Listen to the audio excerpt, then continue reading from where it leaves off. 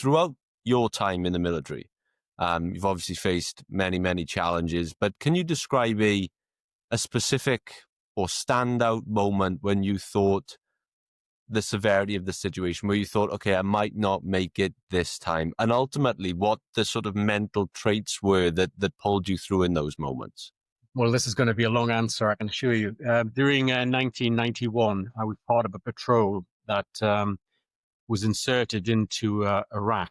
And within 2 days, we were compromised by a large Iraqi force. The patrol split up into two groups initially.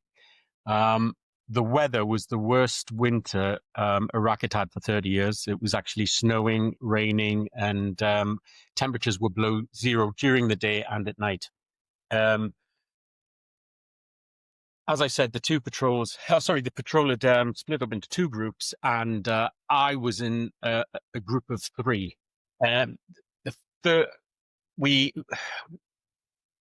When we had the contact, this is when the split happened, and basically we decided to head to Syria to escape, and we were being followed up by these Iraqi forces.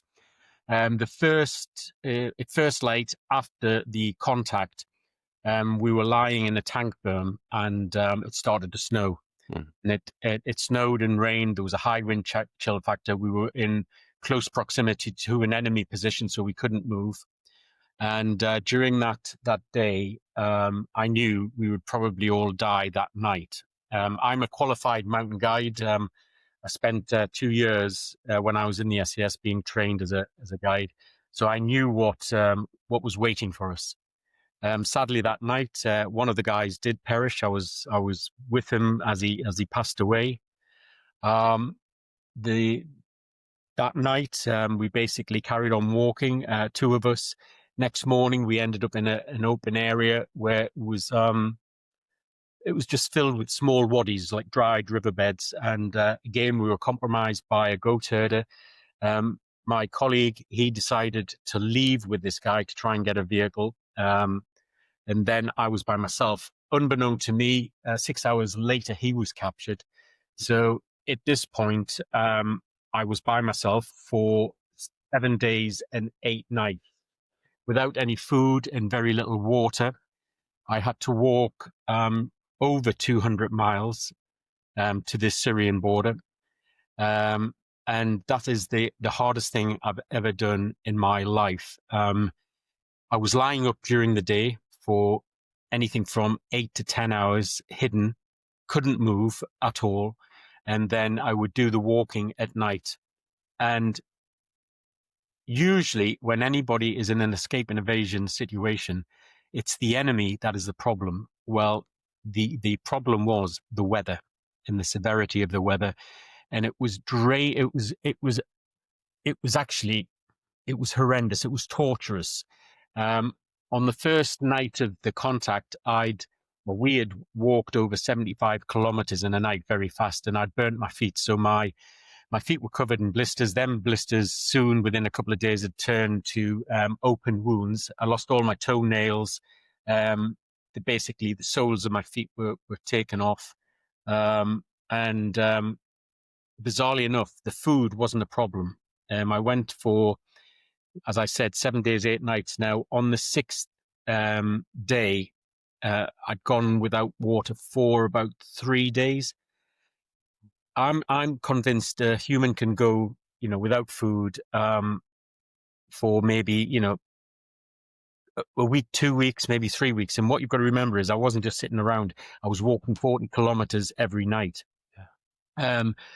But water, as soon as you're short of water, your body goes just like that. And then I started hallucinating. My actual brain was frying because of the lack of fluids in my body. It was a very, very difficult time. And when you're in that scenario, then when you, like you said, you go in without water, you really are faced with the severity, and you're pretty clued up on what the consequences of that, right? And so, what conversations are going on internally? What are the things you're telling yourself? What is the self-talk, and what are the things that you think of in those moments? Well, I think now everybody's different. Each individual is different. And I would say the first thing is discipline. And you have to realize the situation you're in and how you are going to extract yourself from that. Basically, I knew there was no bus coming along, there was no vehicle, nobody was going to swoop me up. I was going to have to walk, and it was going to be a long distance. So during the day, I would try to do a map study of where I was planning to get to, and in your mind, you're working out where you would hopefully be. And I can remember looking to the horizon and just seeing ridgeline and up the ridgeline, and they were fading, from grey to very light grey until they disappeared into the skyline. Now, I'm being very, like, say, pragmatic here. It wasn't like one like glorious trip of me saying, yeah, I'm going to do it, and I'm not ashamed of this. On one point, I first light came, I was hidden in a wadi, on a north facing slope. So I was in shadow, and I was at my lowest point. And for some bizarre reason, a thing came into my head from my childhood, and my mother had said, and I don't know how old I was, maybe 10 or 11. She said to me, if things get on top of you, just try and have a good cry and get it out of your system. So I'm sat there. I looked over my shoulder, made sure nobody could see, and I tried to have a cry. I couldn't cry, but what it did, it made me laugh, and Mm. and my morale just came up. And honestly, it was as if the clouds had lifted. Everything was clear in my head. I knew exactly what I had to do, and it was going to be hard. It was going to be torturous. So you've just got to accept that. Having said that, there was days where, I was lying there just freezing all the time. And then on a night time, because of the pain in my feet, I would break down and literally cry, or, just feel sorry for myself. And then the conversation in the head is, get a grip of yourself, keep moving, keep pushing. You're not going to die here. And I have a daughter. She was 2 years old at the time, and just kept thinking of her. And it's to get a reaction in the body to keep driving on. But I think once you realize there's no easy way out, you've just got to accept it. And the human body can pull off some really extraordinary stunts when you have that mindset behind you. And I wonder, is that mindset, say, something you can train? So can you prepare and train your mindset for potential situations like that? Or do you think that that mindset is something that people are born with, and that's ultimately what separates, the top 1%? Well, I'm not sure, but what I can give you some examples. Obviously, I did SAS Selection in 1984, and my last 2 years was spent as an instructor selecting and training guys for the SAS. So I've seen selection from both sides of the fence. What used to get me was in the early stages when I was on selection, you would see some guys that were super fit, and in my head, I was thinking, geez, I'm not as fit as that guy, so am I going to fail? And they were always thinking, oh, I can't wait to get to the jungle phase, where my way of thinking is, get this day done and don't worry about the next day. The next day hasn't happened yet. And then to my surprise, these super fit guys I'll give you one example. We were waiting on the back of the wagon when we were doing the mountains phase. This is where you walk over the Welsh Brecon Beacons as an individual carrying heavy weights. So the staff member called out this guy and said, "You're next." And there was just a silent. And I said, "He's just called you to go." And he just went, "Screw this." He said, "I'm rapping." And I was like, oof, it was nearly like he had the Black Plague, and I didn't want to be around him. And I just was like, wow. And then the instructor shouted, he then said to the instructor, "I've rapped, I'm rapping, I've had enough." And so I just said, I was called out, and I was just bang on the hills. Then there was one time in the jungle, as an instructor, you could see the guys when they're patrolling and doing their NAVXs, and I could see this guy, and it was just his body language, and I knew he was going to rap. He'd just given up. He was going through the motions. And what was bizarre was we as instructors, navigation in the jungle is completely different because you do it by pacing. On the Brecon Beacons, you can see Penny Fan, 15 miles away type of thing. So that's where you're heading. In the jungle, you can't see 10 feet away, So you get very claustrophobic and everything else. So we build the guys up by training them. Then we do a 3-day NAVX where it's nearly like a round circle coming back into the camp. And first day walking, I could see this guy's body language and I thought, he's going to rap here. Anyway, we got to the halfway point the next day, and he came up and he said, "Staff, I've had enough. I'm rapping." And I went, "Okay." And I was always fair. I said, "Sit over there. I'm going to give you 10 minutes to think about this, and then come back with your answer." So he came back to me and said, "Yeah, I'm definitely rapping. That's it." So I went, "Okay, give me your weapon." I unloaded his weapon, folded it up, put it in his rucksack. I kept his magazine with the rounds. And I said, "Just tag on behind me." He said, "No, but Staff, I've told you, I've rapped." And I went, "Well, how the hell do you think we're getting back? There ain't anybody coming in for you. You're going to walk back. You're going to do what you should have done, and you'd still be on selection."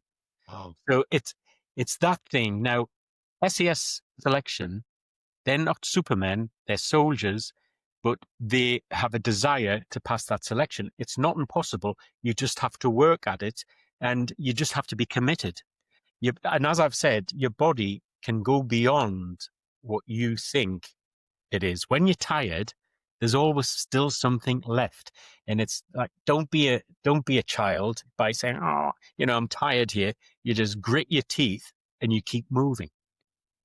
And wow. I think that's in life. You can be quite lazy and think, your expectations of everything, oh, this is going to be here, that's going to be there. They'll give me this, that. It's not, it's work. Now, going out of the military, my grandfather, he was a pitman, and he used to work in 18-inch seams all day where they had pit ponies down there, and they had to fill the little trucks, they on the rails and with the coal. And I've been down into an 18-inch seam and on my stomach and thinking, how the hell did these guys do this day in and day out? And that's why these miners were as hard as nails, and they were like a special breed of people. They didn't expect anything. They went down there, did a 12-hour shift, and then, came out, got a bath, went to bed, and then back down that pit. So it's certain lifestyles and everything else, but you have to have that drive within yourself. And as you mentioned there, you were part of the training team for selection. So as someone on the training team, when you're watching on, what sort of traits and attributes are you looking for really that lets you know that person is in the 1% of the 1%? Well, first off, you look at the guys and you're looking actually for the grey man who isn't standing out, but he's completing.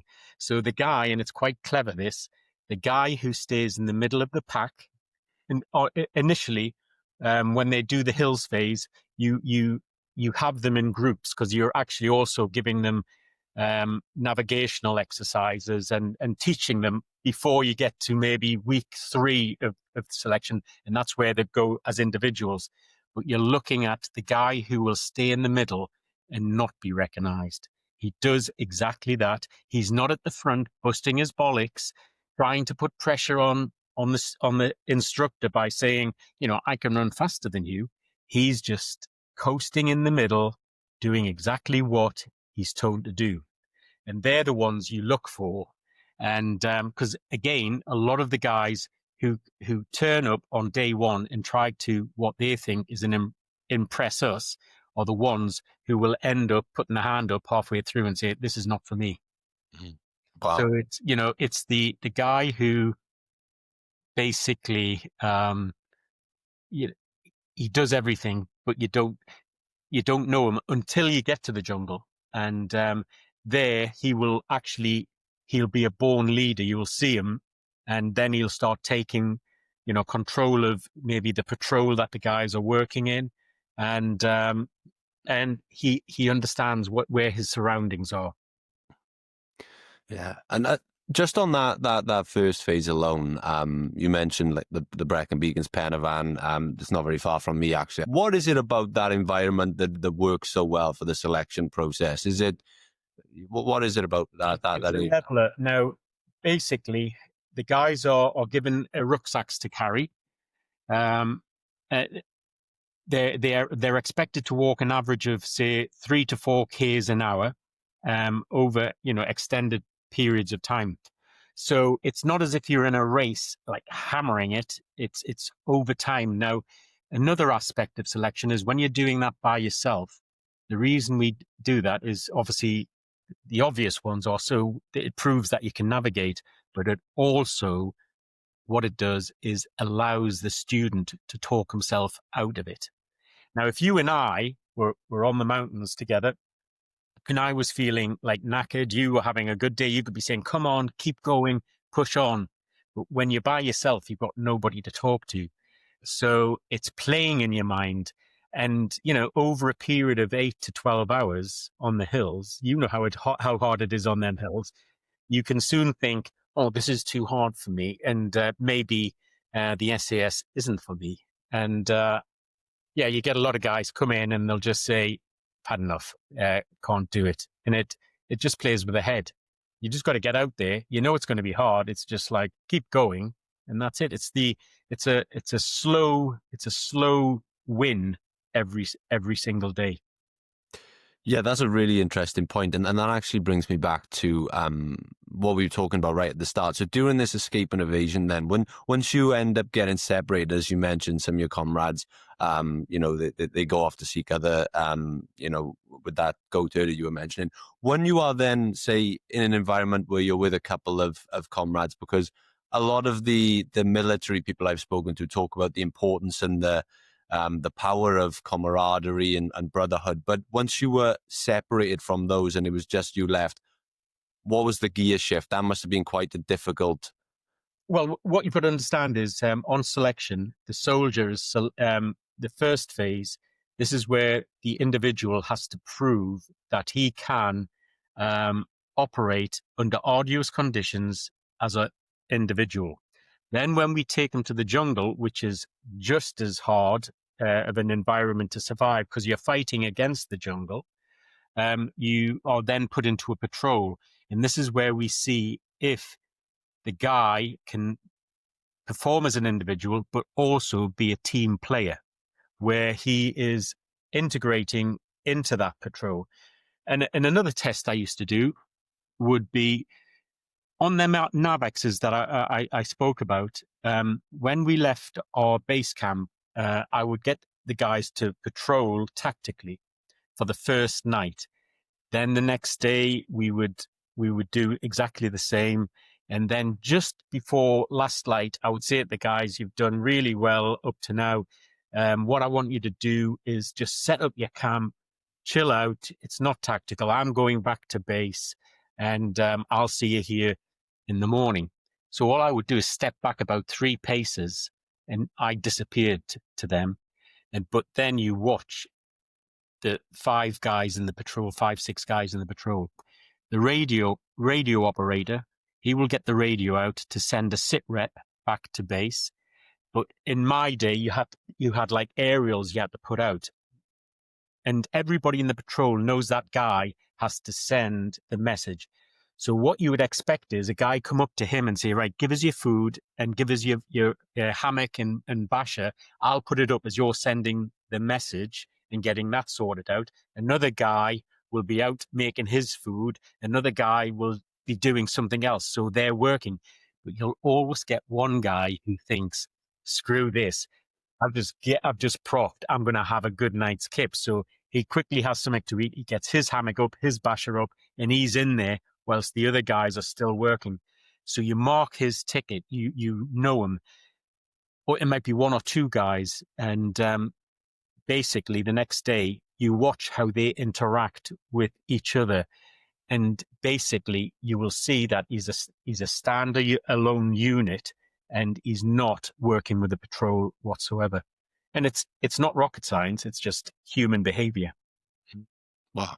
Well, and also another thing, when we were working in Northern Ireland, this thing about the grey man. So if we were undercover, plainclothes, it's very hard to get an SAS guy to look scruffy and look like your environment. And we used to be trained by, it was another unit, and they would take us into it like really rough areas, and you would look at the locals, I'd probably be your age at this point. Mm.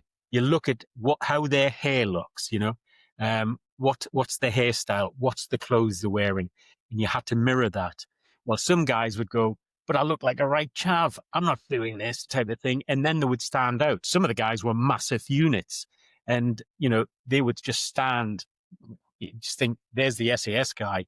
The guys who were very professional were the gray guys who could just blend in and do that type of work. Oh. Yeah, it's fascinating how many different sort of layers and aspects you're looking at through that selection process. And when I've spoken to members of the SAS in the past, they all cite the psychological or interrogation phase as being probably the hardest stage. And I know for a lot of people who don't understand, they might just see that as, it's a bit of role play over interrogation. But what is the reality of that phase? Right. Well, first of all, it is difficult once you've been put into the pen and you're getting interrogated, because they put you into stress positions, and that goes on for 32 to 34 hours. So you're uncomfortable for that, and you're awake for that, and obviously sleep deprivation plays with your head. But if you go in with the mindset of, I know this is going to be difficult, they can't kill me, they can stick a gun in my face, they can do whatever. They can't do anything that's going to, where you're going to be carried out of there. So it's just more of a ball ache, and just keeping your head straight. And the thing is, on my selection, 6 guys, and they were the toughest guys on that selection. One guy was from the valleys. He had hands like shovels. In fact, I think he started off in the pit. He was a monster. But what happened was, when you go into the interrogation room, there's cameras in there, and all the different interrogators are watching your reactions when you're being questioned. And you've got a guy who looks quite normal, quite nice. He's nice with you. He'll offer you a piece of chocolate, some water, but you have to sign for it, which is a no-no. You will have a guy who looks quite boring, and he just keeps asking you the same question over and over again. You'll get another guy who is a nasty looking guy, and he's nasty. And then you get a woman, and the female interrogator, first thing she will do is, you're in a set of overalls. She'll say, take them overalls off. And you're behind the desk. Now, with this guy from the valleys, she then started making fun of his privates, because it was freezing cold and everything else. He then tried to fly across the desk to throttle her, but there's 2 guards behind you. Straight away, he was out. And she broke the 6 guys on that exercise. And it was, I was gobsmacked. You've got to be in a mind of, I'm going to give you my name, rank, and number, and that's it. And you can say whatever you want. It's like, no reaction on your face or anything. You just stand there and you're like, that's it. So it's an uncomfortable, I wouldn't say it's the hardest, but it's an uncomfortable 36 hours. And the reason being, the week before, you've been on the run, like maybe somewhere in Aberystwyth or something like that, being chased by dog teams and everything else. So you're not sleeping, you're certainly not eating. So you go into the interrogation in a weakened state, mentally and physically. But again, that it's 34 hours and it's over. And when you say the stress positions, what kind of positions are you put in? Well, basically, you're if you can imagine a body in an X position, legs wide open, arms spread against a wall, and you're at an angle like that. So it's putting pressure on your shoulders, your back, your hands. Then they'll rotate you to be sitting on it's like gravel, which is uncomfortable, with your legs crossed and your hands like that. So you're in that position, which then breaks your neck. And if you take your hand off, somebody just comes behind you and puts your hands back on in that position. There's no aggression, because the key thing, if somebody come along and give you a dig, punch you, that builds aggression within that person. So it's very passive, but it's very painful to be in them positions for that length of time. And as I said, it's an uncomfortable period, but there's other parts of selection that's probably more difficult. Yeah. And through that whole process, what is the percentage of people who sort of finish the process, sort of start and finish the process, and how many are cut? Right. Well, we used to start with 220 guys. That was the maximum amount of numbers. The lowest I've seen is 7 pass at the end. Wow. Highest is, probably over 20 have passed, but that would be a good selection. So yeah, it just whittles down. You will lose a lot on the first week of selection, where really it shouldn't happen, because the guy should have a certain fitness, and they turn up and God knows what they're expecting. But some of them will pass the basic fitness tests or swimming test, and then you head out to the jungle probably with about 60 guys, anything from 40 to 50, 60 guys.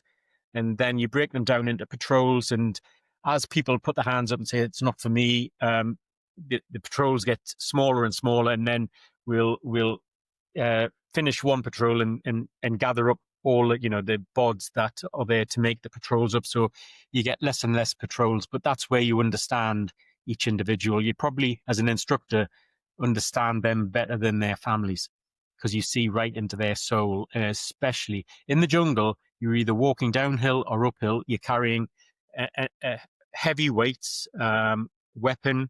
Everything wants to bite you in the sticks. You don't see the sun. There's no washing other than going into the river and cleaning yourself off. So you've just got to accept the jungle. But a lot of lads go in and they can't. They become claustrophobic. And personally, I love the jungle because I can hide. Nobody can see you. And also, when the sun goes down, it's pitch black in under the canopy, and you can't move. So you're always guaranteed a good night's kip. Yeah. I'm always fascinated with just people in general who enter the military, what the driving factors behind that and what their why is. But for guys like yourself who want to take it a couple of steps further still, I wonder, what was your motivation and what was your why for wanting to go that step further and join the special forces?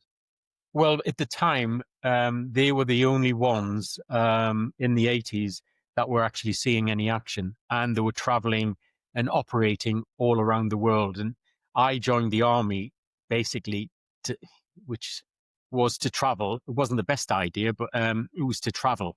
But by being in the SAS, it took me all over Africa, the Far East, South America, Colombia, Central America, and yeah, it fulfilled everything that I wanted to do. But now, I mean, since then, what we've seen is, the military have been embedded into, 2 major campaigns over, 20 plus years. So again, I guess once you've been in what we call the Green Army, you realize that the SAS are kicking around with the best kit. They have the best sources of intelligence that's coming in, and they're only used on high level operations. And as a soldier, that's what I wanted. Mm.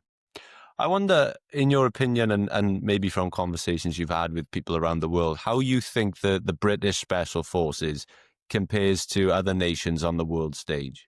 Well, undoubtedly, we were the best special forces from, like, say, when it was formed in the 40s, it was disbanded and then reformed in the 50s. We were leading, the UK was leading the way, and probably up until the Second Gulf War. Now, what happened there was the Americans were involved. Now, our counterparts were Delta. And I can remember in the 80s hosting Delta coming over, and I was teaching them high-rise tactics and various other things like that. But it was because they were getting money thrown at them. So they were developing kit. They had an openness where free thinking. If they wanted if they wanted 15 helicopters, you've got it. If you want a specialist vehicle, you've got it. We're going to look at free fall. We need like up-to-date kit where we would just say, yeah, that chute that was invented in the 60s, it's still good enough. It'll work. Not the Americans. They were like, boom. Thermal imagery, night vision goggles. They were going to companies that produced them and said, this is where we need this kit, that kit. There's a company called Knights Armaments who produced the M16. So they went, right, we need a shortened version, lighter, suppressed.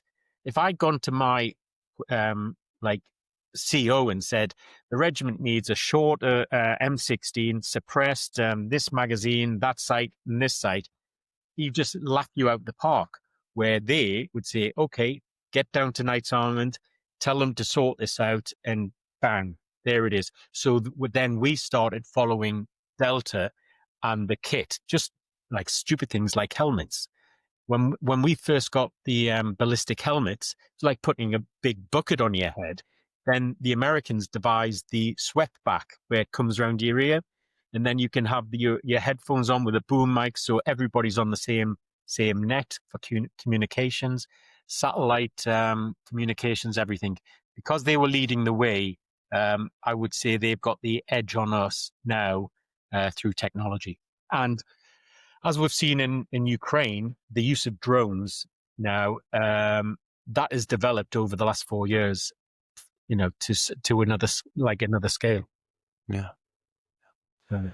Another aspect of the military I find really fascinating is leadership. And you, of course, over your career, you must have seen many different types of leaders, many different leadership styles, and even been a leader yourself. But I wonder, in that environment, in that war environment where the stakes are so high, for someone like you, when you're looking to your leader, what do you need? What are you looking for that makes a good leader?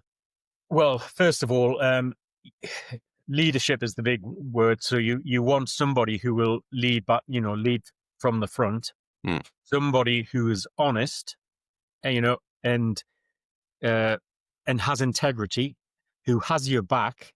So when it goes wrong, he will pull out everything to save you. And that respect comes from operational experience. And if the bottom line is, when I got onto that helicopter in the first Gulf War to be flown into Iraq, if they'd said to me, by the way, if anything goes wrong, we're not sending another helicopter in to save you, I'd have still got on that helicopter. It's just like, that's my job. But what happened was that the hierarchy of the regiment lied to us and said, don't worry, if anything goes wrong when you get into Iraq, we've got an AWAC, which will be flying over the top of you. You'll be on communications with them. We've got 2 helicopters that's going to pull you out. And basically, it was a complete lie. I ended up, as I've said, having to walk 7 days and 8 nights.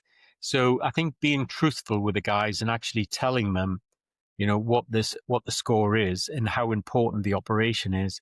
So it's integrity, truthfulness, and good leadership.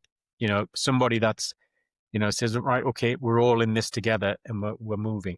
And also, he's a listener as well. Because we used to have a thing called a Chinese Parliament, where the patrol would come in, we would see what the task was, and we would discuss around us all of what is the best way to come to a conclusion on this. And it may be the youngest member of the patrol who has the light bulb moment. And he said, well, we should go this way, that way, and then in. And you look at it, and then once that's agreed, that's the plan. One thing that used to get on my wick was you would have a plan, and somebody would go, oh, that's rubbish. That plan's rubbish. So you'd say, well, what's your plan? And they wouldn't. So I would have a sense of humor failure, and I'd just say, if you haven't got an option, don't say it's rubbish. Yeah. So you go with a plan and you all work together.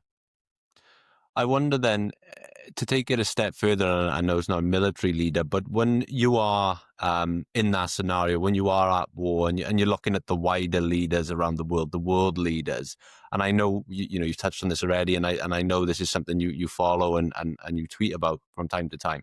When you look at someone like Zelensky of Ukraine, then who's leading a country against all the odds, just fighting with everything they have. When you look at someone like that, what traits do you see in him as a leader? And do you think he is an effective leader and displays those traits? Yeah, I think certainly he's an effective leader, and the pressures that man's under are immense, because from day one, undoubtedly, Putin has had teams of assassins who are trained in doing that, trying to kill him. So every day he knows this could be his last day. He's running around the world trying to obviously get more funding for the war. I think he's an exceptional leader. That last show at the White House, I thought, was absolutely disgraceful. It was shocking. And what people are missing, and it's a big thing, undoubtedly, Russia is one of the bad Five Eyes. They want to see the demise of the West. So 100%, he's our enemy. That's it. What this war is doing is depleting Russia's military infrastructure. The war may never be won, but we're depleting his military. And that's a good thing for us, because if you read back to, different periods in history, look at Ceausescu. He was a dictator. He kept his people under the thumb. The country was starving. He ended up hanging from a lamppost. Gaddafi, exactly the same. He ended up being taken over by the people. Saddam Hussein, and there is countless other world leaders. Now, Russia, their economy is rock bottom at the moment. There's a lot of money being put into his military, and his military are at a standstill. There's more of a good chance that the Russian people will rebel against this. There's over 1 million Russians have been killed there. And at some point, they will rebel against it. Now, Putin and maybe 100 individuals have robbed that country of trillions and trillions of rubles, and that can't be sustained, and there's no way to go. And I still believe the reason he created that conflict in Ukraine is to take everybody's attention from what's going on in his country. Wow. So they're not looking at the fact that the hospitals don't work, the infrastructure doesn't work, money's gone. You've got guys cutting around in $100 billion yachts and bank accounts in Switzerland. They're looking at the war in Ukraine, and it's a very clever tactic to do. He doesn't really want that to stop, because if that stops, their attention will go back to what's happening in Russia. You touched on that, bit of a circus show of a thing that was going on in the White House. How important is America, as a player in all this, and how devastating would it be if, we continue down this road of hearing some of the rhetoric that's coming out of those? Well, one thing is, you can guarantee we do sadly rely on America, and that's been wrong. And now, if there's anything positive to come out of it, he's shaken up Europe and the UK to start actually paying their way and having a defense force there. And I think that's where it stops from that side. But it's the people that Trump has put into key positions who aren't statesmen. They're not worldly wise, and they keep coming out with statements which actually bemuse me. They seem to forget that the British fought alongside the Americans in the First World War, Second World War. They seem to forget that during Korea, they asked the British for help because they were getting pushed into the sea. Then they asked for our help in the Second Gulf War because to justify it. Obviously, we fought alongside them in the First Gulf War. But this new crowd, I'm convinced their president and his cronies are there for a 4-year plan, and they want to fill their pockets. And they're doing deals which makes absolutely no sense. You've got that chap who's their security advisor who had his last rant about the signal gate, having that, talking on an encrypted device. But you've got a journalist that's in his, name list. It's crazy, absolutely bonkers. And I think 4 years won't go past quick enough for me, because the more you read into it, I read a very interesting account of your man Vance. He's very friendly with the tech giants and Elon Musk. And I'm sure there was a deal done between Musk and Trump to have Vance as his VP, because again, that made no sense, because if you look at all of Vance's history, he hated Trump and berated him. And then he's switched, and I'm sure it's the tech giants who are directing him to whisper into Trump's ear for whatever reasons, but it will be to make money or what else. Yeah. As we start to wind down, then I'd love to ask you a few questions about the back end of your military career, then, and how you knew it was time to leave the SAS, and how heavy was that decision on you to make? Well, the first guy I passed into the SAS was a lad called Fergus Rennie, and he was a excellent soldier. He was from the parachute regiment. He was a brilliant guy. On several occasions, I could have sacked him for various things that he did in the jungle, but he was such a good soldier. I give him the benefit of the doubt, which wasn't fair from my point of view, because I probably wouldn't have given somebody else the benefit of the doubt. So I'd just had a bad freefall accident where I'd crushed my spine and broken my ankle. So I was told I'd be flying a desk for some time.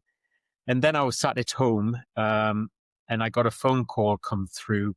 And one of the guys in the guard room said, just to let you know, we've just heard Fergie Rennie, he's been killed in Bosnia.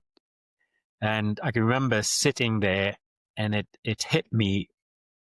There was obviously, I was shrouded in guilt, sadness, and everything else. And then I was blaming myself, thinking, if only you'd sacked him in the jungle, he'd be alive now. So that had a mega effect on me. And when you consider, during my 10 years in the SAS, I went to 18 funerals of colleagues, and I was with some of them when they died. But for some reason, this hit me in a different way. And I was also probably suffering from PTSD from the escape.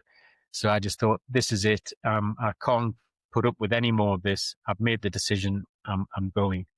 So I went in the next day, saw the RSM and said, I'm leaving. I mean, they did try and stop me from leaving and keep me in, but I'd had enough. It was, you're dancing with the devil, and at some point you just got to be honest with yourself and say, I'm young enough to start a new career. I've got to go. And I wondered if you had the same experience. So a couple of the guys I've spoken to about this, Ollie Ollerton, Mark Billingham, and a couple more, they've all said they struggled with somewhat of an identity crisis when they left the military and sort of leaving that behind, because for a certain period of time, that's how they defined themselves. And so coming back into civilian life, they struggled with an identity crisis. I wonder if you ever experienced anything like that. Well, not really. I mean, them two buggers, they didn't have a personality. That's why. No, I took, that was a joke. I took Billy Billingham through his selection. He was in the same squadron as me. But no, I was lucky when I left. I was running a bodyguard team, and it had 21 guys on it. It was for an American family. And most of them were SAS guys. So, and I knew them.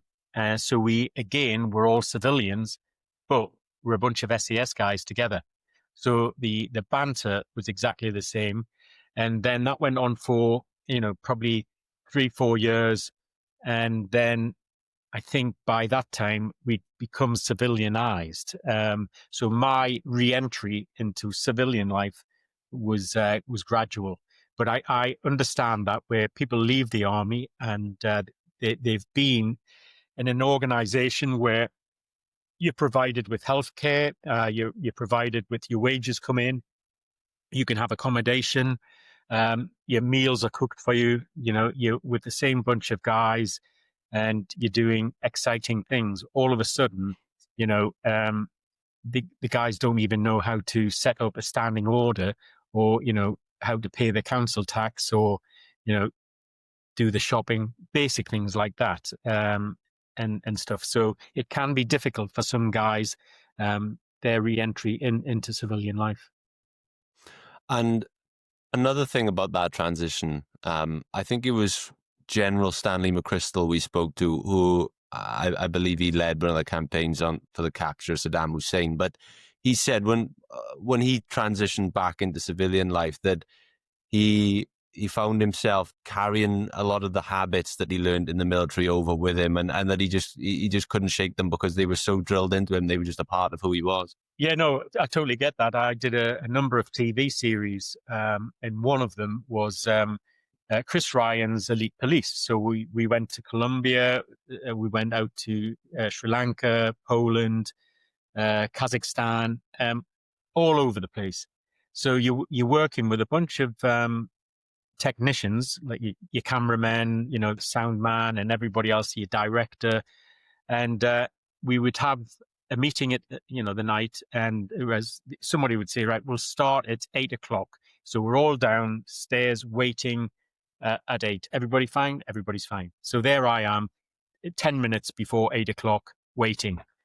Gets to 8:00, there's nobody down here. Gets to 8:10, somebody turns up. Gets to 8:15, somebody else turns up. And I had a complete meltdown. And I'm like, I went into Sergeant Major mode where, listen, if it's 8:00, you're down here at 5:28. And some of them were like, oh, you can't talk to us like that. I was like, I can knock your head off like this. And then they were phoning the production company and saying, oh, he's too harsh. And then I would have the producer on the phone saying, listen, just treat them with kid gloves on and stuff like that. So that was one thing. But discipline. I'm all for the old discipline side of life, the structure of things, and the safety as well. And I've seen too many things go wrong where people flaunt the rules and safety, where people get injured. So where we were, they were in hostile environments, and we're making these TV shows.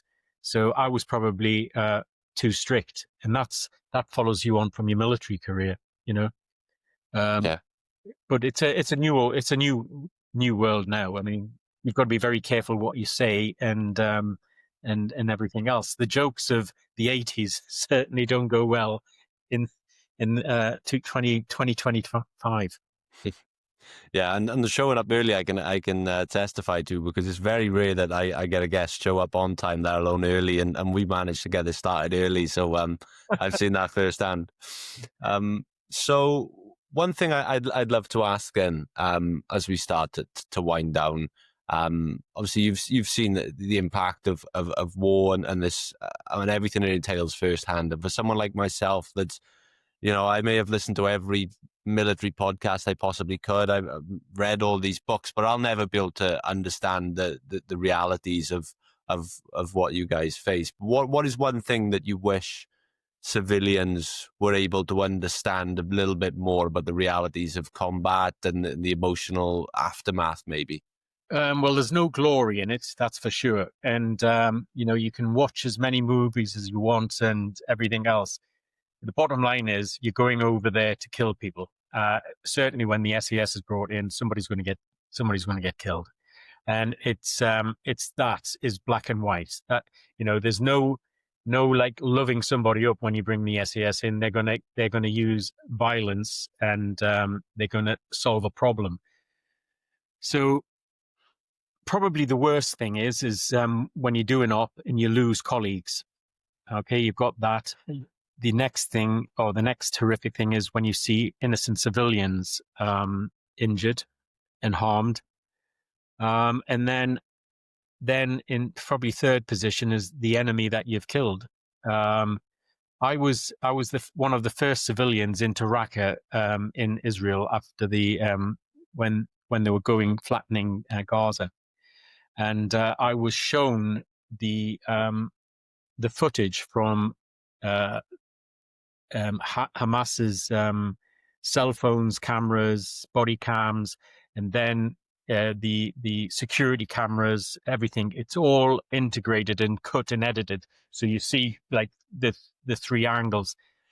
And I was absolutely horrified at the murders and the crimes that were committed on that October 7th. And then I was sat there with some senior generals from the British Army and American and Canadian, and the room was silent for an hour. And we all left the room. Nobody spoke. We got onto a coach, and it was probably about 15 minutes before a Canadian brigadier leant over and he said, "Have you ever seen anything like that?" And I was just like, "Never." Because you're talking everything from babies up to grandparents, and the worst things ever. And it was because there was a lot of footage at the festival. Now these kids were there to dance and listen to music, and they were slaughtered in the most barbaric ways ever. So anyway, we got into Gaza. We went on the route Philadelphia, and that borders Egypt. And it was interesting from a military point of view of what the Israeli tactics were. And I was speaking to this general that was he was doing overall ground cover, and they were clearing houses that were being rigged up with IEDs. And they showed us one building, and these IEDs weren't just small bombs; they were 45-gallon drums full of explosives, waiting, for soldiers to go in. But he said we were clearing the ground, and then he said we were being ambushed from the left and right. And he said it made no sense because we'd just cleared all of that. And they didn't realize the tunnel systems that were underground. And they ranged from being maybe 20 feet to 200 feet deep. Wow. In different layers, where some of the tunnels you could drive a vehicle from north to south. And then they had tack tunnels where they were quite short. When you went in, I had to stoop down, and then that brought you up. So what was happening is, as the Israeli troops were coming in, thinking they cleared the area, the terrorists below were moving along with the same time, popping up, hitting them, disappearing. So then they had to go into clearing the surface at the same time as clearing all the tunnel systems. And then when you listen to, the young men getting injured, getting killed on say both sides, and the civilians being used as human shields, you think, what's this all about? And I think that comes with maturity and old age, that you just think, war is a dirty business. Wow. And I suppose that sort of sets me up to ask you the question I ask every guest that comes on this show, regardless of their background, regardless of their profession. And that simply is, for Chris Ryan right now, what makes life worth living? Um, God, that's a good one. I think, well, life is certainly precious, okay? Because once your lights go out, I'm a firm believer, you know, you're not going anywhere else. You just, revert into dust Yeah. from that side. So it's actually just get up and whatever makes you happy, do that, and I'm not on about going getting pissed down the pub every day, but to try and live a healthy lifestyle from that side, but just be happy, and appreciate your family and friends that are around you. Because as a 63-year-old, I can remember as clear as day joining the regiment as a 23 or 24-year-old, and that was just fun like that, Mm. you know. So enjoy life because it'll be over very, sooner than you think. Yeah. Amazing. Well, thank you so much for that. And we mentioned at the top your new book coming out, Second Strike. So before we let everyone know where they can buy this book and where they can check out your work, just to let everyone know, obviously a lot of your books are fiction, but how much of these books are based in authenticity and experiences throughout your career? Oh, totally. I try to keep them real and on a current subject. I mean, Second Strike is starts off in Plymouth because it has a lot of history and a lot of naval history. You've got a company called Babcock's, and they do a lot of the refurbs for submarines, nuclear submarines, and the fleet in terms of that. So the story starts off there. They do a lot of subcontracting. Now, when I started this, I was thinking of the proxies that the Five Eyes, the bad Five Eyes, use, and Russia is very good at using, say, Bulgarians and other people to do their dirty work. So it puts a buffer between them and what they're trying to achieve. And the story runs through with that theme running through, and then ends up in a place called Coalport up in Scotland, where you have the bunkers where they keep all the nuclear warheads. But going back to your question, yeah, I try and keep it on a subject that is very current, and there's a lot going on that, say, the general public have no idea what's happening. And you look at, say, the Russians, how they came in and did the Salisbury poisoning, and they're not frightened of doing anything. You have countless billionaires who have been murdered in and around London, falling off the roof of a house, or being stabbed in the back whilst having a shower. It's the worst case of suicide I've ever heard of. But yeah, they're very active, and they're certainly our biggest threat at the moment. Amazing. And so for everyone listening, say someone listening right now has never read one of your books before. And I've seen this question pop up online a lot when I was researching some of your books. People are asking, where's the best place to start? Is there a definitive entry point, or can you pick up any of these books? They're all standalone novels. I had a series called Extreme, but they're standalone novels. But the characters come in and out. But you don't need to know their backstory. They're all explained. And if anybody wants to probably have an understanding of how I view life, it's usually via Twitter.